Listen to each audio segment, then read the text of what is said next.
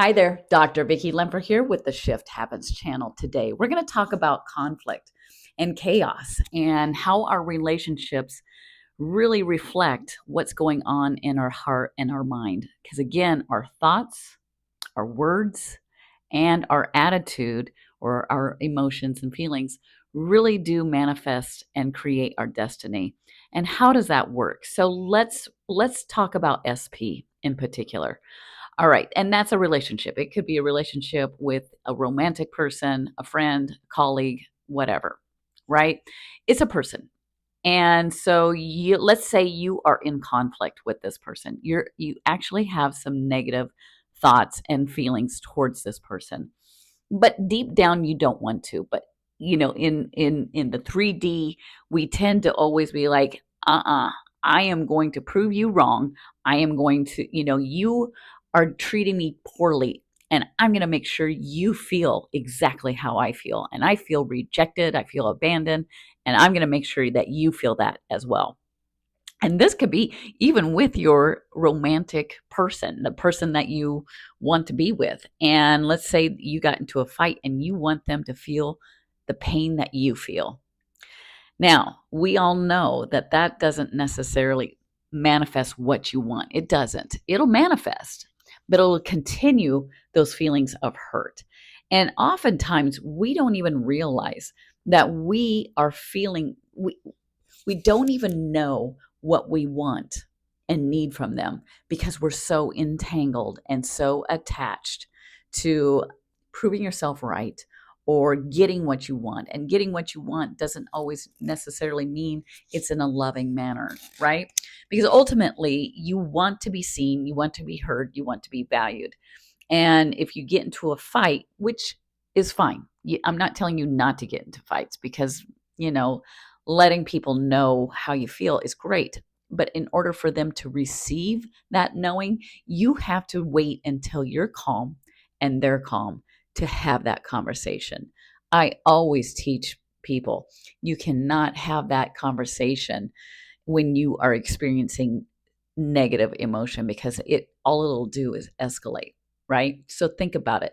When you're a kid and you're angry and then, a parent or a teacher or somebody is like kind of just still poking at you like stop, throwing a fit and you're like, "Oh my god." And all it does is escalate it, right? The best thing you could do is walk away from it. Gather yourself. Go inside and really realize what it is that you're angry with. And I will always say, feel the feels. So if you're angry with someone, hey, I actually enjoy, like not enjoy it, but embrace it because it's a big indicator that you are demanding better, right? You want improved circumstances. And ultimately, that's what manifesting is all about. You are going through life, you meet a challenging moment, and immediately you want improved circumstance, right? Whether you know it or not. And sometimes we don't know it because we're entangled in that angry moment.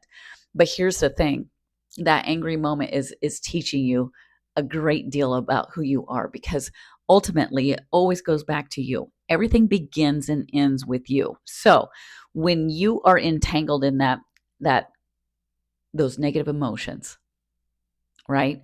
And you want, let's say you're experiencing rejection from your SP. They're not texting immediately. They're doing something. First of all, you have an expectation. And you have the expectation that they need to behave the way you think they should behave. And they don't always live up to that. And they never will. Because, I mean, yes, sometimes they will. But ultimately, the only expectation you should have is peace and love within yourself. Like, I'm okay. Because think about it. That's manifesting 101. When you send out a text and you expect this and this and this to happen, and it doesn't happen, who gets hurt? You, because you have this expectation. But then when you don't have the expectation and you do it with love and fulfillment and be like, hey, I just want to let you know I'm thinking about you. Have a great day. Da da da. And it's done in love, right? When we are experiencing rejection and hurt, we oftentimes want to poke the bear and be like, how do they feel about me? So I'm going to send a text.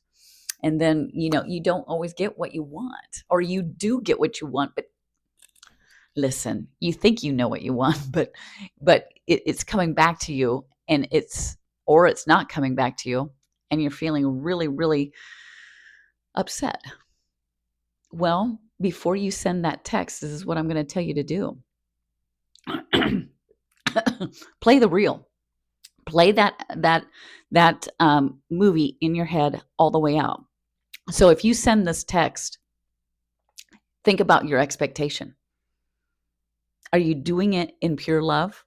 Because if you are, you don't expect anything back. You are just giving out of the love and kindness and purity of your heart. If you send that text with an expectation, like they didn't, they better respond quickly, and they better say this and this and that. That's entanglement, and that's attachment, and that's manipulation. So you're setting yourself up for hurt no matter what, because no matter what, they're not going to live up to the expectation that you have in your mind. And that is why I will always tell you, play the reel out. If they don't respond, how are you going to feel? If they don't say this and this and that, how are you going to feel?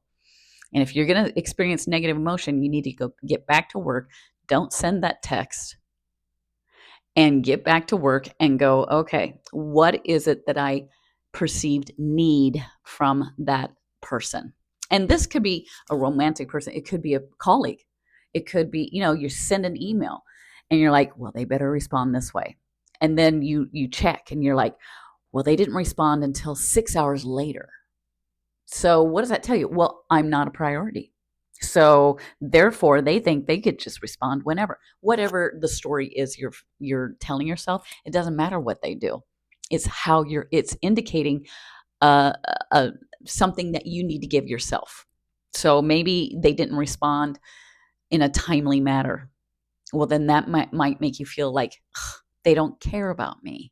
They don't care about this subject. They dismiss me. Well, then that means you need to start giving that to yourself and stop expecting it from other people. And again, the specific person could be a colleague, a boss, someone that you're romantically interested in. Doesn't matter. Relationship is a relationship. The number one relationship you have to take care of is the one with you and your reliance or oneness with God, right? Because God works through you as you. So when you are sending those emails, texts, or calling or whatever, make sure you play the whole storyline out. And if they don't respond, or they do respond and they respond in a certain way, how are you going to feel? And if you're going to feel rejected or abandoned, some sort of negative emotion, don't send it, and start working on yourself. It's a great indicator of what you need to give to yourself. And if you need help with that, you can go ahead and contact me at shifthappenslifecoaching@gmail.com. I am happy to help, because this is how you manifest. It's you give it to yourself, and then you get to that state of, I don't care if they respond or if or not. And that's your natural, normal, neutral state.